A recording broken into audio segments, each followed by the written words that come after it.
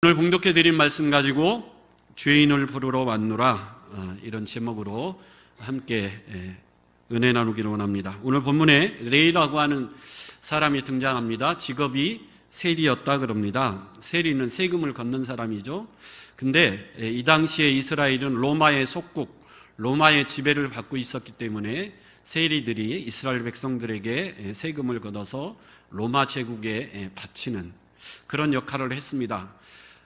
그래서 매국노라고 하는 따가운 시선을 받았죠. 근데 이 세리들이 세금을 정한 액수보다 더 많이 걷어서 정한 액수는 로마에게 바치고 나머지 차액은 자기가 착복하는, 그래서 매국노지만 나쁜 사람이라, 죄인들이라 이렇게 책망을 받는 사람들, 죄인들의 대명사가 이 시대의 세리였습니다. 유대인들은 죄를 전염병으로 여겼습니다. 우리가 이제 코로나 이 전염병 때문에 굉장히 힘들었는데, 전염병을 대체하는 가장 좋은 방법이 뭐죠? 많은 사람들이 모이는 곳에 가지 않는 것이고, 또 병에 걸린 사람에게는 가까이 가지 않는 것, 이것이 전염병을 대체하는 가장 좋은 방법이죠. 그래서 이스라엘 백성들, 유대인들은 죄인들은 전염병자다. 그러면 죄인들 가까이 가야 될까요? 안 가야 될까요? 가지 않는 겁니다. 그래서 혹 죄인들과 가까이 가는 사람들이 있으면 불경죄로 여겨서 아주 격렬히 여길 만큼 유대인들은 죄인들을 싫어했습니다. 그러니까 시편 말씀이 있게 복 있는 사람들은 죄인과 죄의 자리에 아예 가지 않는 것이 좋다, 이런 하나님의 말씀이 있어서 그런지 유대인들은 죄인들과는 상종하지 않는 게 좋다. 죄인은 전염병이기 때문에 그 사람들에게 가까이 가면 죄가 전염될 수 있다. 그래서 격렬하고 아예 상종조차 하지 않는 존재가 바로 죄인들, 특히 악성 죄인인 세리들이었습니다. 근데 오늘 본문에 보니까 예수님이 14절에 보면 하필 유대인들이 가장 격렬하고 싫어하는 세리 레위를 뭐하고 계시죠? 제자로 부르시고 계시다라는 거죠. 뿐만 아니라 15절에 보면 이 세리뿐만 아니라 많은 죄인들과 함께 예수님이 뭐하는 모습도 보여주시냐면 같이 식탁에서 음식을 나누는 그런 모습도 보여줍니다. 유대인들 입장에서 보면 정말 깜짝 놀랄 일이죠. 죄인들은 가까이 가면 안 되는데 식탁에 모여서 함께 음식을 나눈다? 이건 불경죄입니다. 그래서 바리새인들의 서기관들이 이걸 보고 가만히 있을 리가 없죠. 그래서 16절에 보면 말하기를 어찌하여 당신은 이 죄인과 세리들과 함께 한 식탁에서 음식을 먹을 수 있단 말인가, 이렇게 따져들기 시작합니다. 그랬더니 예수님이 17절에 예수님이 이렇게 대답을 하시는데, 우리 17절 한번 읽어보겠습니다. 17절 시작. 예수께서 들으시고 그들에게 이르시되 건강한 자에게는 의사가 쓸데없고 병든 자에게라야 쓸데있느니라. 나는 의인을 부르러 온 것이 아니요 죄인을 부르러 왔느니라. 아멘. 참 놀라운 말씀을 하셨죠.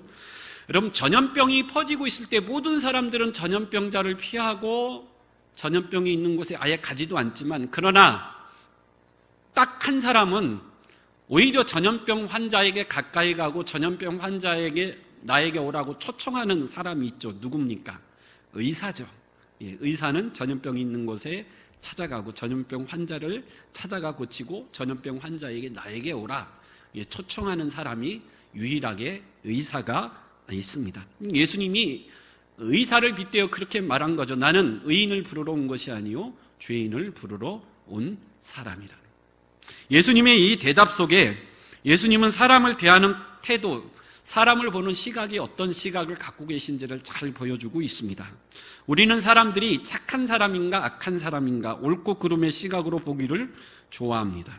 근데 예수님은 그렇지 않다라는 거죠. 예수님은 사람이 많이 가졌는가 갖지 못했는가 착한가 악한가 그런 시각으로 보시는 분이 절대 아니라는 거예요. 예수님은 오히려 우리가 싫어하고 더럽다고 하는 악한 죄인들을 사랑하시고 그들과 가까이 계시기를 기뻐하시는 분이 바로 예수라, 그렇게 자신을 소개하고 있습니다. 그래서 오늘 본문을 잘 이해하려면 마가복음을 우리가 읽거나 공부하거나 들을 때 항상 한 가지 질문을 가지고 마가복음을 읽으라 그랬죠. 무슨 질문이죠? 예수님은 누구신가? 이런 질문을 가지고 마가복음을 읽으면 잘 이해할 수 있습니다. 그에 대한 오늘 본문의 대답은 뭡니까? 예수님은 우리를 하나님 나라의 복음의 일꾼으로 부르시는 분인데 그 일꾼으로 누구를 부르신다고요? 죄인을 부르신다라는. 고상하고 의롭다고 생각하는 바리새인들을 부르시는 것이 아니라 사람들에게 손가락질 밟고 경멸의 대상으로 여겨지는 죄인들을 부르셔서 하나님 나라의 일꾼으로 삼으시기를 기뻐하시는 분이 바로 우리 예수님이신 줄 믿습니다. 그래서 오늘 설교의 제목이 의인을 부르시는 분이 아니에요. 죄인을 부르시는 분이 바로 우리 예수님이라는 겁니다. 그러면 여러분, 죄인이 누구인가? 이것부터 우리가 좀 이해할 필요가 있겠죠. 여러분, 성경에서 말하는 죄인의 정의, 윤리적이고 도덕적인 차원에서 성경은 죄인을 정의하지 않습니다. 우리는 죄인 그러면 나쁜 사람들이죠. 남의 것을 훔치거나 빼앗거나 나라의 법을 어긴 사람들을 죄인이라 그러는데, 성경에서 말하는 죄인은 1차적으로 하나님과 분리되고 단절된 사람을 죄인이라고 정의하고 있습니다. 우리 인간은 하나님으로부터만 의와 진리와 생명의 공급을 받습니다. 왜냐하면 하나님이 창조주요, 의와 생명의 근원 되시는 유일한 분이 바로 우리 하나님이시기 때문인 줄 믿습니다. 근데 죄인이란 의와 진리와 생명의 공급자이신 하나님으로부터 단절된 사람이 죄인이에요. 여러분, 우리는 계속해서 의와 진리와 생명을 하나님으로부터 공급받아야 되는데 하나님으로부터 단절되어서 그것이 끊기면 우리는 어떻게 되죠? 부패하고 썩어질 수밖에 없다라는 거죠. 그래서 창세기에 보면 아담과 하와가 에덴 동산에서 선악과를 따먹어 범죄하여 죄인이 됐습니다. 그래서 에덴 동산에서 추방되었어요. 에덴 동산에서 추방되었다라는 것은 하나님과의 관계가 단절됐다, 끊어졌다, 분리되었다, 이걸 상징적으로 보여주는 사건입니다.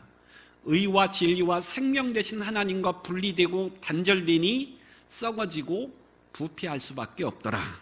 그것이 창세기의 기록입니다. 우리 창세기 6장 11절 12절 한번 읽어보겠습니다. 같이 읽어볼게요. 시작. 그때 온 땅이 하나님 앞에 부패하여 포악함이 땅에 가득한지라. 하나님이 보신즉 땅이 부패하였으니 이는 땅에서 모든 혈육인 자의 행위가 부패함이었더라. 하나님으로부터 부패하고 단절되어 더 이상 생명의 공급을 받지 못하니 당연히 뭐 할 수밖에 없죠? 썩어지고 부패할 수밖에 없어요. 창세기 6장은 하나님이 물로 세상을 심판하신 노아의 홍수 사건이 담긴 말씀입니다. 근데 왜 하나님이 물로 세상을 심판할 수밖에 없는가? 땅이 더러워지고 땅이 부패하고 땅이 썩어져서 그래요. 땅 위에 있는 모든 호흡이 있는 생명체가 부패하고 썩어져서 심판할 수밖에 없었다라는 거죠. 이 모습을 신약에 넘어와서는 로마서가 더 자세히 잘 보여주고 있습니다. 로마서 1장 23절 한번 읽어볼게요. 로마서 1장 24절 시작. 썩어지지 아니하는 하나님의 영광을 썩어질 사람과 새와 짐승과 기어다니는 동물 모양의 우상으로 바뀌었느니라. 이 인간이 썩어지고 부패하니 썩어지지 아니하는 하나님의 영광을 새와 짐승과 기어다니는 동물 모양으로 바꿔 우상으로 섬기는 부패한 인간의 모습을 보여주고 있습니다. 그래서 더 구체적으로 로마서 1장 28절에서 32절 한번 읽어볼까요? 로마서 1장 28절 32절 시작. 또한 그들이 마음에 하나님 두기를 싫어하며 하나님께서 그들을 그 상실한 마음대로 내버려 두사 합당하지 못한 일을 하게 하셨으니 곧 모든 불의, 추악, 탐욕, 악의가 가득한 자요, 시기, 살인, 분쟁, 사기, 악독이 가득한 자요, 수근수근하는 자요, 비방하는 자요, 하나님께서 미워하시는 자요, 능욕하는 자요, 교만한 자요, 자랑하는 자요, 악을 도모하는 자요, 부모를 거역하는 자요, 우매한 자요, 배악하는 자요, 무정한 자요, 무자비한 자라.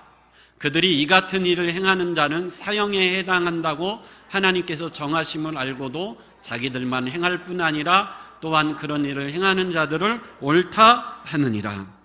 예, 이것이 성경이 말하는 죄인의 정의입니다. 왜 수근수근하고 비방하고 시기하고 살인하고 악의에 가득 찬 그런 인생을 살죠? 생명 되신 하나님과 단절되고 분리되어 썩어지고 부패해 가기 때문에 생겨난 결과들이라는 거죠. 그래서 여러분, 예수님이 이 세상에 오셔서 내가 너희들의 죄를 사하노라, 나에게는 죄를 사하는 권세가 있다, 내가 네 죄를 용서하노라, 이 선언의 말씀은 단순히 우리가 범죄하고 지은 모든 죄가 용서받았다, 죄가 용서받았으니 이제 우리가 천국에 갈 수 있게 됐다, 천국의 소망이 생겼다, 이것만을 의미하지 않는다라는 거죠. 그것은 우리의 구원을 온전히 이해하지 못하는 거예요.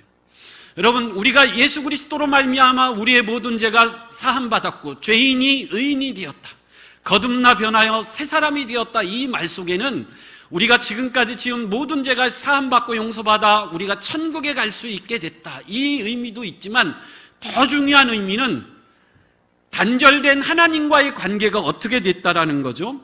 회복이 됐다라는 거예요. 이제는 하나님과 교제를 나눌 수 있게 되었고, 하나님 앞에 나아갈 수 있게 되었고, 하나님을 예배하는 자가 되었고, 하나님을 아버지라 부를 수 있게 되었고, 하나님의 자녀가 되었다라는 거예요. 하나님과 끊어진 관계가 예수 그리스도로 말미암아 회복이 되니 우리에게는 이제 생명의 공급, 의와 진리의 공급을 받는 살아있는 생명체가 된 줄 믿습니다. 그래서 예수님이 이 세상에 오셔서 많은 병자를 만나시고 많은 죄인들을 만나셨는데, 예수님이 그들을 만나셔서 행하고자 하는 일은 그들의 병을 고쳐주시는 것이 목적이 아니라 내가 내 죄를 사하노라, 네 죄가 사함 받았노라, 이 위대한 선언 속에는 네 모든 죄가 사해졌을 뿐만 아니라 끊어진 하나님과의 관계가 회복이 됐다라는 거예요. 그래서 여러분, 예수님을 따르는 사람들 중에는 무리와 제자들로 나뉘었어요. 제자들은 예수님을 진실로 믿고 따르는 자들이었고, 무리들은 예수님에게 병고침을 받고 배고픔을 해결받기 위해서 따랐던 사람들을 가리켜 성경은 무리들이다, 그렇게 정의했습니다. 여러분, 배고픔을 해결받기 위해서 단순히 병고침만을 받기 위해서 따랐던 무리들은 어느 날 갑자기 돌변하여 예수를 어떻게 하라 그러죠? 십자가에 못 박으라 그래요.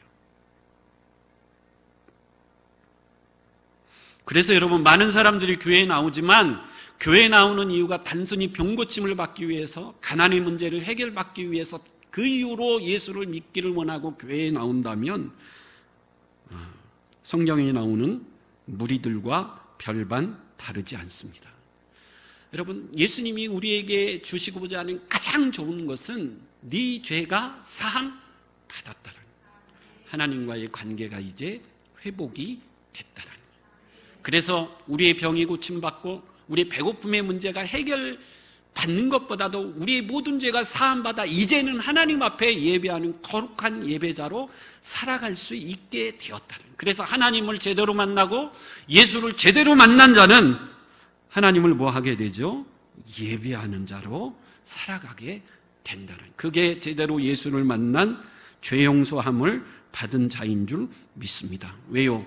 이제는 의와 진리와 생명의 공급을 받아서 생명이 무엇이고 진리가 무엇이고 의가 무엇인지를 깨달았으니, 하나님의 말씀이 생명이고 하나님의 말씀이 진리이며 하나님의 말씀대로 순종하며 사는 것이 의인이니 그 하나님을 경배하고 예배하기를 기뻐하는 그런 인생, 그 인생이 바로 예수를 제대로 만나 죄사함의 용서함을 받은 자인 줄 믿습니다. 예수님은 그 일을 위해서 이 세상에 오셨다라는, 그래서 오늘 본문에 보면 예수님이 죄사함을 위해서 이 세상에 오셨기 때문에 의인을 부른 것이 아니라 죄인 누구를 부르시는 거죠? 레위를 부르시는 거죠. 그리고 그 레위를 부르셔서 변화시켜 레위가 나중에 뭐가 되죠? 마태가 됩니다. 마태는 하나님의 선물이라는 이름의 뜻을 가지고 있습니다. 예수의 12제자가 되고 신약 성경의 맨 처음 마태복음을 기록한 그런 하나님의 사람으로 놀랍게 쓰임받는 인생이 된 줄 믿습니다. 그래서 오늘 말씀의 핵심은 이거죠. 우리 모두는 다 죄인입니다. 하나님 앞에 죄 용서함을 받아야 되는 죄인인데 그 죄 용서함을 받아 레위가 변하여 마태가 된 것 같이 죄 용서함을 받는 것으로 끝나지 아니하고 하나님 나라의 일꾼으로 부르심을 받아 예수의 참 제자가 되어서 주의 영광을 위해 살아갈 수 있는 그런 예수의 참 제자는 누구일까? 무리가 아니라 예수님을 따르기는 따르는데 나중에 돌변하여 예수를 십자가에 못 박으라고 돌변하는 무리가 아니라 끝까지 예수를 따랐던 참 제자, 그 제자는 누구인가?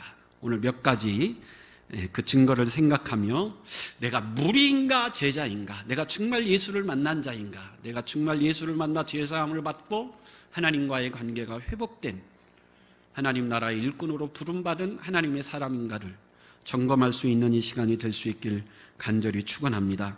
첫째로 예수를 믿고 진정으로 거듭난 사람의 가장 큰 특징은 즉시로 순종하는 데 있습니다. 먼저 오늘 14절에 보면 은혜로운 말씀이 하나 등장하죠. 우리 14절 한번 읽어볼까요? 14절 한번 읽어보겠습니다. 시작.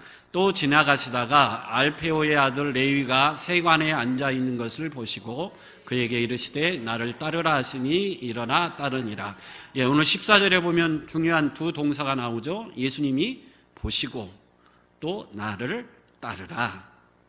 예수님이 지나가시다가 세관에 앉아있는 레위를 보셨다. 이거 굉장히 중요한 말이에요. 여러분, 당시 유대인들은 죄인을 전염병 취급해서 쳐다보지도 않았어요. 가까이 가지도 않았을 뿐만 아니라 쳐다보지도 않고 상대하지도 않았어요. 법정 증인으로 인정도 하지 않았습니다. 여러분, 법정 증인으로 인정하지 않았다는 것은 죄인들은 사람이 아니라는 거예요. 도무지 인간 취급을 받지 못하고 있는 죄인 세리를 예수님이 지나가시다가 보셨다. 주목하셨다라는. 레위 그러면 여러분 레위 지파겠죠. 레위 그러면 구약의 12지파 중에 레위 지파입니다. 레위 지파는 무슨 지파죠? 제사장 지파입니다. 하나님이 거룩하여 구별된 지파로 레위 지파를 구별해 삼으셨기 때문에 이 레위라는 이름은 누구만이 쓸 수 있어요? 레위 지파 출신만이 쓸 수 있어요. 다른 지파는 이 레위라는 이름을 절대 쓸 수가 없었습니다. 그래서 이 사람이 레위라고 아버지가 이름을 지어줬다는 것은 이 레위는 무슨 지파 출신이죠? 거룩한 제사장 지파 출신이라는. 아버지가 아들을 낳고 레위라고 이름을 지은 것은 너는 레위 지파의 거룩한 제사장의 후손이니 앞으로 거룩한 제사장의 사명을 잘 감당하여 로마의 압제함 속에 있는 이스라엘 내 백성을 위로하고 하나님의 영광이 되는 참 좋은 제사장이 되라. 그런 의미에서 레위라는 이름을 지어줬어요.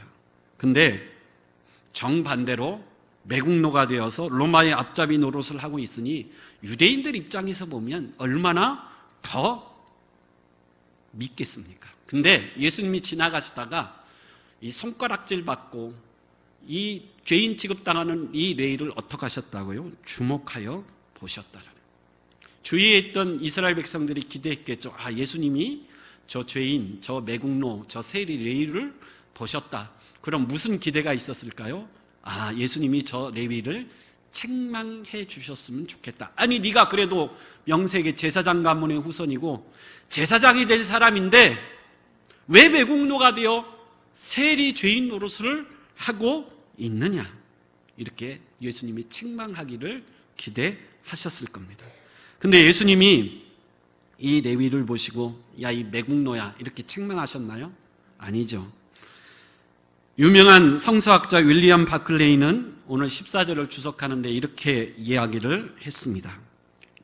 예수님이 지나가시다가 세리 레위를 보았는데 예수님은 세리였던 레위 안에서 위대한 전도자 마태를 보았다. 여러분, 예수님이 지나가시다가 세리 레위를 보았는데 예수님이 뭘 보았다고요? 죄인 레위가 아니라 그 안에 있는 위대한 전도자 마태를 뭐 하셨다라는 거죠?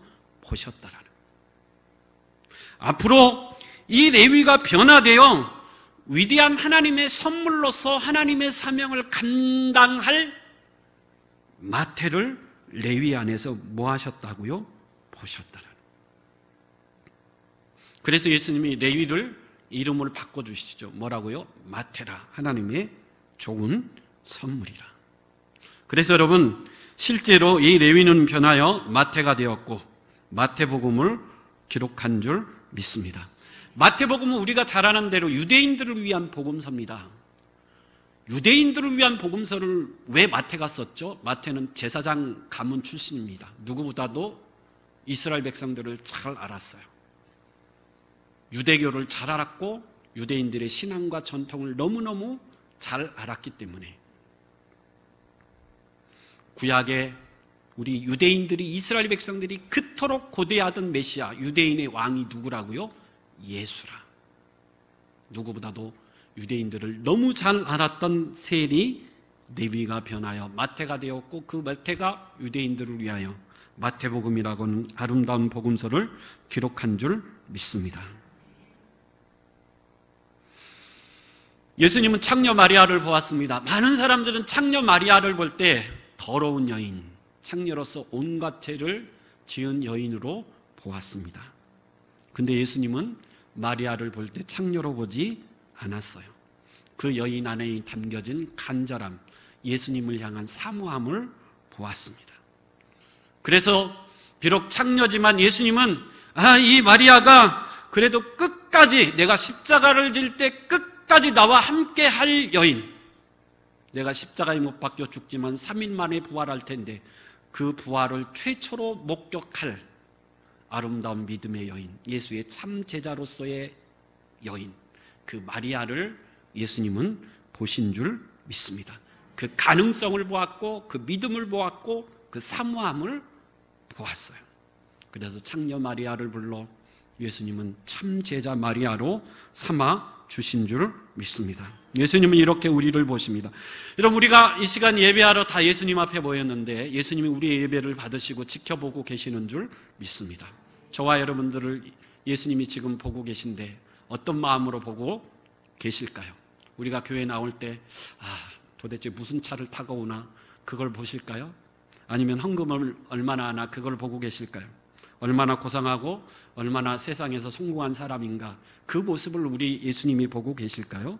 아니죠. 예수님은 우리 안에 있는 영적 가능성을 보고 계시는 줄 믿습니다. 우리 중심을 보시는 주님은 우리 중심이 얼마나 하나님에 대한 갈망이 있고 우리 중심이 얼마나 하나님을 사랑하는 마음이 있는지 그것을 보고 계시는 분이 바로 우리 주님이신 줄 믿습니다. 그래서 지나가시다가 세리 레위를 보실 때 죄인으로서의 레위가 아니라 하나님의 좋은 선물로 변화되어 위대한 복음의 일꾼으로 될 마태를 보고 계셨어요. 그리고 보시고 그 레위를 뭐 하셨다 그러죠? 부르셨다 그래요.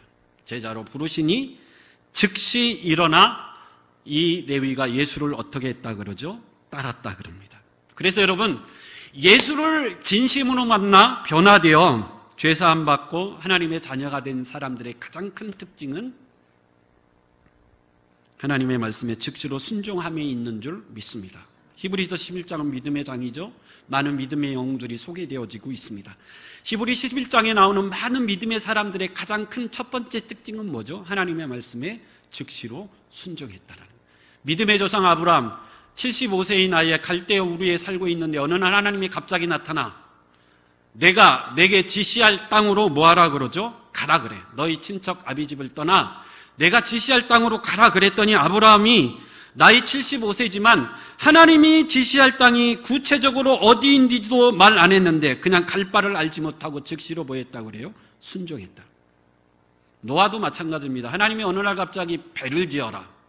근데 어디에 지으라 그러죠? 산꼭대기에. 여러분, 상식적으로 배는 어디에다 지어야 됩니까? 바닷가나 강가에 지어야 돼요. 근데 하나님이 배를 지어라. 앞으로 내가 물로 세상을 심판할 것이다. 근데 성경에 보면 그때까지 비가 오지 않았다 그래요. 그런데도 불구하고 노아는 하나님 왜 배를 산에다 짓습니까? 이렇게 물어보지 않았어요. 노아는 하나님의 말씀에 즉시로 어떻게 했다 그러죠? 순종했다 그래요. 왜 그렇죠? 하나님의 말씀이 생명이고 하나님의 말씀이 진리이고 하나님의 말씀이 의라는 것이 이제는 뭐 하기 때문이죠? 믿어지기 때문에 그렇다라는 거예요. 예수로 인하여 죄사함을 받은 인생은 그전까지는 내가 진리이고 내가 기준이고 내 맘대로 사는 인생이었는데 예수를 믿고 죄사함을 받고 나니 이제는 하나님의 말씀이 생명이고 하나님의 말씀이 진리이고 하나님의 말씀이 의임이 내 생각으로는 이해되지 않더라도 하나님이 말씀하시면 즉시로 뭐하는 인생이 되는 거죠? 순종할 수 있는 인생으로 변화되었기 때문인 줄 믿습니다. 오늘 마태가 즉시로 예수의 말씀에 순종하여 따랐다 그럽니다. 12 제자가 다 동의 그래요. 제자를 부르실 때 공통점이 뭐죠? 즉시 예수를 따랐다. 베드로도 그랬고 12 제자가 다 그랬어요. 근데 여러분 베드로하고 마태를 한번 비교해 볼까요? 베드로도 예수가 부르실 때에 다 버리고 즉시 예수를 따랐다 그래요. 근데 한번 생각해 보십시오. 베드로는 예수님이 십자가에 못 박혀 죽으시자 갈릴리로 돌아가서 다시 뭘 했다 그래요? 고기를 잡았다 그래요. 다시 돌아갈 수 있는 순종이었어요. 근데 여러분 마태를 생각해 보십시오. 마태는 세리였어요. 공무원이었다 그래요. 정직원입니다. 그럼 공무원이 한번 사임하면 다시 돌아갈 수 있습니까? 없습니까? 없죠. 베드로는 돌아갈 수 있었어요. 7명의 어부는 버리고 떠났지만 돌아갈 수 있었지만 마태는 모든 것을 버리고 예수를 따랐지만 다시 뭐 할 수 없었어요? 돌아갈 수 없었어요. 여러분 우리가 예수의 따름은 이런 따름이 돼야 될 줄 믿습니다. 다시 돌아갈 수 없을 정도로 예수를 따라가요. 다시 뒤돌아보지 않고 앞만을 바라보며 예수를 따라갈 수 있는 저와 여러분들이 돼야 될 줄 믿습니다. 누가복음 9장 57절에서 62절에 보면 세 사람이 예수를 따르려고 하는 이야기가 나와요. 예수님이 가실 때 한 서기관이 선생님 어디로 가시든지 저는 쫓으리라. 그랬더니 예수님이 뭐라고 그러죠? 여우도 굴이 있고 공중새도 거쳐가 있으되 오직 인자는 머리 둘 것이 없다. 예수님을 따른다라는 것이 얼마나 힘든가를 말씀하셨죠. 그랬더니 이제 또 두 번째 사람에게 예수님이 나를 쫓으라 그러시니 이 사람이 뭐라고 그래요? 나로 먼저 가서 제 부친을 장사하게 허락해 주십시오. 그랬더니 예수님이 단호하게 말씀하시죠. 죽은 자들로 자기의 죽은 자들을 장사하게 하고 너는 가서 하나님 나라를 전파하라. 또 다른 사람이 와서 주여 내가 주를 쫓겠나이다마는 나로 먼저 내 가족과 작별하게 허락하소서. 그때 예수님도 단호하게 말씀하시죠. 손에 쟁기를 들고 뒤를 돌아보는 자는 하나님 나라에 합당하지 아니하니라. 여러분 예수님을 따르는 자는 즉시로 순종하고 쟁기를 들고 뭐 하지 않아야 돼요? 뒤돌아보지 않아야 돼요. 이것이 진정으로 예수를 만나 죄사함 받고 거듭난 사람의 첫 번째 특징인 줄 믿습니다. 두 번째로 예수 안에 기쁨이 있는 자예요. 오늘 본문에 보면 마태가 예수를 만나고 제일 먼저 한 일이 뭐죠? 잔치를 벌였다 그래요. 잔치를. 예수를 만나서 잔치를 벌린 사람은 누가 유일하죠? 오늘 본문에 나오는 마태가 유일합니다. 잔치를 벌린다라는 것은 예수가 나를 만나주신 것, 예수가 내 집에 오신 것, 내가 예수를 만나 죄 용서 받은 것이 감사하고 뭐하다라는 거죠? 기쁘다라는. 앞으로 예수님과의 제자가 되어 예수님과 함께 할 수 있음이 뭐하다라는 거죠? 기쁘다라는. 여러분 이 기쁨이 저와 여러분들 안에 있어야 될 줄 믿습니다. 상황이 좋아서가 아니에요. 누구와 함께 있는 것이 기쁜 거죠? 예수와 함께 있는 것이 이제는 뭐한 거죠? 기쁜 거예요. 여러분 사랑하는 사람과 제주도를 가고 싶습니까? 원수하고 유럽 여행을 가고 싶습니까? 예. 사랑하는 사람과 동네 공원을 산책하는 것이 원수와 함께 유럽 여행을 가는 것보다 더 좋죠. 여러분, 사랑하는 사람하고 라면을 먹겠습니까? 아니면 원수하고 소갈비를 뜯겠습니까? 예, 물어보나 말하죠. 사랑하는 사람과 라면 한 그릇을 먹는 것이 더 기쁜 거예요. 마태는 그걸 깨달은 거죠. 나를 사랑하시는 예수님, 내가 사랑하는 예수님, 그 자체가 이 마태에게는 뭐 한 거죠? 기쁜 거예요. 즐거운 거예요. 그래서 큰 잔치를 벌여 이 기쁨을 지금 뭐 하고 있는 거죠? 함께 나누고 있다라는. 누가복음 15장에 보면 탕자의 비유가 나옵니다. 첫째 아들이 있고 둘째 아들이 있죠. 둘째 아들이 탕자입니다. 그래서 많은 사람들이 둘째 아들에게 집중하는데 사실은 이 비유의 목적은 첫째 아들에게 있습니다. 이 비유를 한 이유가 누가복음 15장 1절 2절에 보면 예수님께서 오늘 본문하고 똑같이 죄인들과 창기들과 식사하고 있는데 바리새인과 서기관들이 와서 또 따져요. 왜 예수님은 죄인들과 같이 이렇게 식사하느냐? 전염병 같은 존재들인데. 그 바리새인 서기관들에게 하신 비유의 말씀이 이 비유예요. 여러분, 바리새인은 첫째 아들일까요? 둘째 아들일까요? 너희들은 첫째 아들 같은 존재라는 거죠. 그럼 첫째 아들이 결정적으로 모르는 게 하나가 있어요. 첫째 아들이 뭘 모르고 있죠? 아버지의 마음을 모르고 있다라는. 잃어버린 둘째 아들을 간절히 기다리는 아버지의 마음. 그 둘째 아들이 돌아왔을 때 너무 기뻐 잔치를 벌이는 이 아버지의 마음을 첫째 아들은 뭐 하고 있는 거죠? 모르고 있는 거예요. 그래서 왜 아버지 이런 잔치를 벌이고 있습니까? 아버지의 기쁜 마음을 모르니까 그 아버지의 기쁜 잔치에 함께 동참하고 있지 못하는 거예요. 근데 둘째 아들은 그래도 조금은 아버지의 마음을 알죠. 내가 아버지께서 돌아가면 아버지께서 나를 용서하고 품꾼이 하나라도 나를 써주실 것이다. 그 아버지의 마음을 둘째 아들은 조금이라도 이해하고 있었습니다. 그래서 자기가 돌아왔을 때 아버지가 큰 잔치를 벌려 기뻐할 때 둘째 아들은 그 잔치에 참여하여 함께 뭐하죠? 기뻐하는 거예요.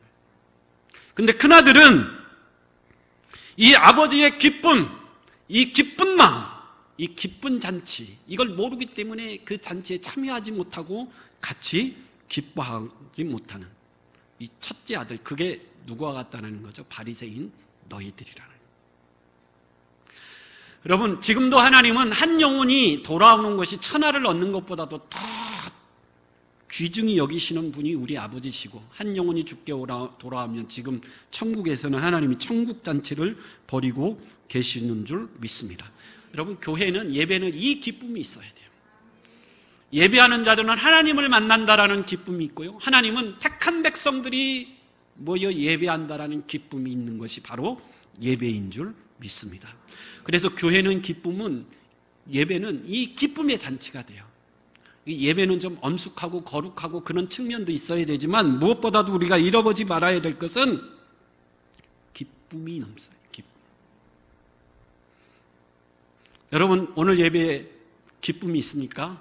예수님은 누굴 기뻐할까요? 정말 예배에 뛰어오는 자, 예배가 너무 사모되고 예배하는 기쁨이 너무 크기 때문에 정말 빨리 가서 예배하고 하나님을 만나는 그 기쁨을 누리기 위해서 예배할 때 기쁜 마음으로 뛰어오는 자를 기뻐하시는 줄 믿습니다.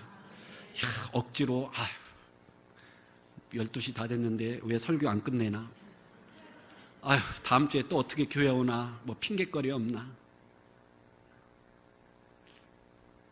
여러분, 교회에 있는 기쁨, 예배는 기쁨이. 오늘 여러분, 이 죄인들이 이 잔치에 누구를 불렀다 그러죠? 죄인들을 불렀다. 왜 그렇죠? 죄인들은 기쁜 거예요. 잔치여서 기쁘기도 하겠죠. 잘 먹고 뭐 만나서도 기뻐하겠지만, 그러나 이 잔치에 참여한 이 마태나 죄인들의 기쁨이 뭐죠? 모든 유대인들이 우리를 전염병 취급하고 사람 취급도 안 하는데 그래도 유일하게 우리를 인정해주고 만나주고 죄를 용서해주겠다고 말씀하시는 누가 있기 때문에 기쁜 거죠? 예수님이 있기 때문에 이 잔치가 기쁜 거예요. 여러분, 왜 예배가 기쁘지 않죠? 예배가 기쁘지 않은 이유는 내가 그래도 하나님 앞에 의롭다라고 생각하기 때문에 예배가 기쁘지 않은 거예요. 예배가 기쁘려면 나는 죄인 중에 괴수라는 이 확신이 있어야 돼요. 그래도 나 같은 죄인을 용서하시고 나 같은 죄인의 예배를 기뻐 받으시는, 지옥 갈 수밖에 없는, 멸시받고 천대받는 나 같은 존재를 귀하다고 여겨주시는 그 하나님 아버지가 너무 감사하고 기쁘기 때문에 그 하나님을 예배하는 예배가 기쁜 거죠. 그래서 여러분, 우리 교회는, 우리 예배는 이 기쁨이 항상 넘쳐날 수 있는, 그래서 여러분, 세상이 알지 못하는, 나만이 아는 그 기쁨으로 살아갈 수 있는 참 예수의 제자가 될 수 있길 간절히 축원합니다. 마지막 세 번째 간단히 살피면 10절에 보면 이 세리 레위가 잔치를 벌이는데 누구를 초대했다 그러죠? 많은 죄인들을 초대했다 그래요. 그래서 우리가 예수 믿어 죄 사함 받아 하나님의 백성이 됐다 그러면 우리를 주위에 있는 많은 사람들을 예수께로 뭐 할 수 있어야 되죠? 초청할 수 있어야 되겠죠. 내가 만난 예수, 나의 죄를 용서해 주신 예수, 나에게 기쁨을 주신 예수, 나에게 사명과 소명과 인생의 참 의미를 주신 그 예수, 당신도 그 예수를 만나기를 원하노라. 여러분, 왜 우리의 인생이 기뻐야 되죠? 항상 여러분들이 막 슬프고 괴롭다 그러면, 여러분들이 예수 믿으라 그러면 사람들이 예수 믿겠어요? 안 믿겠어요? 안 믿죠. 야, 예수 믿어도 그렇게 슬프고 인생이 고달픈데 그 예수를 믿어야 무슨 소용이 있겠냐. 여러분, 우리 안에 주를 만난 기쁨이 넘쳐나면 당신도 예수 믿기를 원하노라. 당신도 나와 같이 기쁜 인생이 되기를 원하노라. 그래야 믿을 거 아니에요? 아, 제가 믿는 저 사람이 믿는 예수는 뭔가 다른 것이 있겠구나. 뭔가 기쁨이 있구나. 뭔가 즐거움이 있고 인생의 희락이 있구나. 그래야 예수 믿으라고 할 때 예수를 믿을 거 아니에요. 세리가 변하여 마태가 되었습니다. 기쁨이 넘쳤습니다. 그 예수를 많은 죄인들에게 소개해주고 싶었습니다. 여러분, 이 사람이 바로 예수를 제대로 만난 사람이고 죄사함을 받은 사람이며 예수님이 참 제자로 부르시기를 기뻐하는 그런 인생인 줄 믿습니다. 저와 여러분들 이렇게 예수를 만나고 죄사함 받아 하나님의 사람으로 기쁘게 살아갈 수 있는 그런 복된 인생이 될 수 있기를 간절히 축원합니다. 아멘. 기도하겠습니다.